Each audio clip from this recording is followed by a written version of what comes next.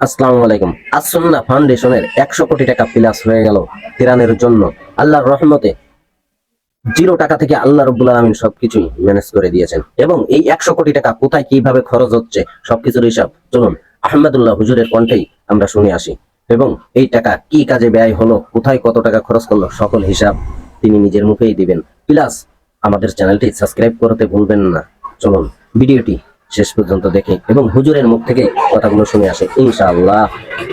আপনাদেরকে একটু জানিয়ে রাখতে চাই, আমাদের এই পর্যন্ত যে ফান্ড আমাদের কাছে এসে পৌঁছেছে, আপনারা সাংবাদিক ভাইরা বারবার আমাকে প্রশ্ন করেছেন কত টাকা এসেছে। আমরা ফিগারটা এক্সাক্ট আপনাদেরকে বলতে পারিনি। গতকাল অর্থাৎ বৃহস্পতিবার একেবারে অফিস শেষে আমাদের কাছে যে আপডেট এসেছে আমাদের অ্যাকাউন্টস থেকে, সেটা হলো আল্লাহ তাআলার অশেষ অনুগ্রহে, সাধারণ মানুষের আস্থায় আমাদের ত্রাণ তহবিলের টাকা 100 কোটি ছাড়িয়েছে। 100 কোটির বেশি ফান্ড আমাদের কাছে চলে এসেছে। এই ফান্ডটা আমরা কিভাবে খরচ করবো আপনাদেরকে একটু আমরা জানিয়ে রাখতে চাই। এখানে প্রতিদিন 2 থেকে 2,500 মানুষ কাজ করছে, সবাই স্বতঃস্ফূর্তভাবে কাজ করছে। এখানে ঢাকা ইউনিভার্সিটির সম্মানিত প্রফেসর, সিনিয়র প্রফেসর আছেন, কাজ করছেন। আমি চিনি ব্যক্তিগতভাবে। এখানে বাংলাদেশ সেনাবাহিনীর কর্মরত ব্যক্তিবর্গ, সদস্যগণ তারা আছেন, কাজ করছেন ছুটির দিনে। আবার এখানে কয়েকজন হিন্দু ধর্মাবলম্বী ভাইয়েরা কাজ করছেন। এবং আমাদের আজকে দুপুরে খাবার ছিল বিরিয়ানি। তাদের জন্য আমরা আলাদা খাবার প্রস্তুত করেছি, যেহেতু আমরা জানি আমাদের হিন্দু ধর্মাবলম্বী ভাইরা গরু গোশত খান না, তাদের উপযোগী খাবার আমরা প্রস্তুত করেছি এবং তারাও কিন্তু এখানে শ্রম দিচ্ছে। আমাদের একজন অটো রিক্সা চালকের সন্ধান আজকে আমরা জানতে পেলাম যে তারা আমাদের ইউনাইটেড ইউনিভার্সিটি ওই জায়গা থেকে এখানে কেউ ত্রাণের কাজে আসছে বললেই তাদেরকে ফ্রি তিনি আনা নেওয়া করছেন। তিনি আমাদেরকে বলেনও নাই, প্রকাশও করতে চান নাই, কিন্তু সামহাও আমরা জেনে গেছি। তো স্বতঃস্ফূর্ততা কতভাবে হতে পারে, কত ধরনের হতে পারে, সেটা আসলে আমরা আপনাদেরকে বলে বুঝাতে পারবো না যে মানুষ কতভাবে স্বতঃস্ফূর্তভাবে কাজ করতে পারে এখানে, সেটা এখানে চলছে। আমরা পানি একটু শুকিয়ে গেলে, বন্যার পানি একটু শুকানো শুরু করলে 1 লক্ষ পরিবারকে 25 কেজি করে চাউল দেবো ইনশাআল্লাহ। কারণ আমরা জানি যে বন্যার পানি শুকিয়ে গেলেই কিন্তু মানুষের কষ্ট শেষ হওয়া নয়, বরং অনেক কষ্ট তখন শুরু হয় নতুন করে। বিশেষ করে যারা ছোট ছোট ব্যবসার উপরে ডিপেন্ডেন্ট ছিল, সেগুলো শেষ হয়ে গেছে, তারা নতুন করে দাঁড়াতে আরো সময় লাগবে। তারা যেন দাঁড়াতে পারে এবং 15 দিন 20 দিন যাতে অ্যাটলিস্ট তারা চলতে পারে, সেজন্য আমরা 1 লক্ষ পরিবারকে 25 কেজির করে চাউলের বস্তা দেবো। এখানে আমাদের লাগবে হলো 2500 টন।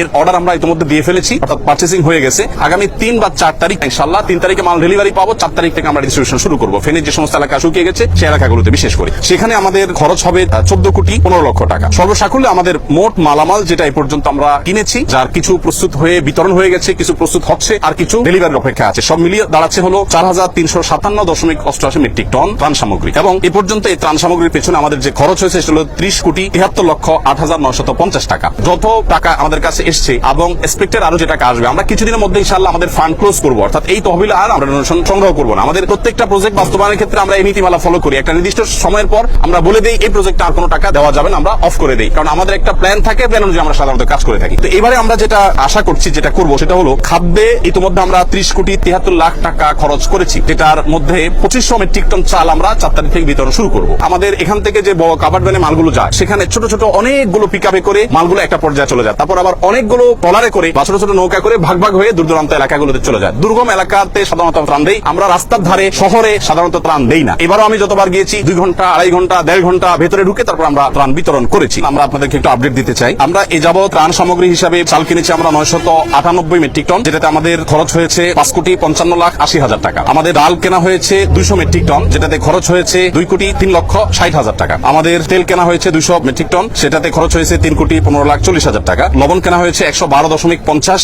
মেট্রিক টন, যেটাতে খরচ হয়েছে আমাদের 38,30,000 টাকা। এবং আমাদের খেজুর কেনা হয়েছে 120 মেট্রিক টন, যেখানে খরচ হয়েছে আমাদের 4 কোটি 60,50,000 টাকা। আর সুগার অর্থাৎ চিনি কেনা হয়েছে 20 টন, সেখানে খরচ হয়েছে আমাদের 23,91,200 টাকা। চিরা কেনা হয়েছে 40 টন, সেখানে খরচ হয়েছে আমাদের 22,51,000 টাকা। এবং পানি কেনা হয়েছে 100 টন, যেখানে খরচ হয়েছে আমাদের 9 লক্ষ টাকা। ভুসি অর্থাৎ গোখাদ্য কেনা হয়েছে 67.38 মেট্রিক টন, সেখানে আমাদের খরচ হয়েছে 29,06,750 টাকা। সর্বসাকুল্যে আমাদের মালামাল কেনা হয়েছে 1,857.88 মেট্রিক টন। ত্রাণ সামগ্রী কেনা হয়েছে এই পর্যন্ত, যেখানে খরচ হয়েছে 16,58,08,950 টাকা। আসন্না ফাউন্ডেশনের সমস্ত প্রজেক্টগুলো বাস্তবায়ন করার আগে আমরা পাবলিকলি ঘোষণা করে বেনিফিশিয়ারি নির্বাচন করে, যাতে কোনো প্রকার পার্সিয়ালিটি না হয়, প্রত্যেকে যেন সমানভাবে পায়, ধর্ম বর্ণ নির্বিশেষে যেন সবাই সুযোগ সুবিধা পায়, সেজন্য আমরা বিশেষভাবে মনোযোগ রাখি। আর আমাদের প্রজেক্ট বাস্তবায়ন শেষে আমাদের প্রত্যেকটা টাকার হিসাব পাই পাই করে আমরা সোশ্যাল মিডিয়ার উন্মুক্ত প্ল্যাটফর্মে দিয়ে থাকি। আমরা 2022-এর বন্যায় অর্থাৎ সিলেটের বন্যায় 18 কোটি টাকার কাজ করেছিলাম, তার প্রতিটি টাকার হিসাব আমরা সোশ্যাল মিডিয়াতে দিয়েছিলাম। তেল কোন কোম্পানির কত টাকা কিনেছি,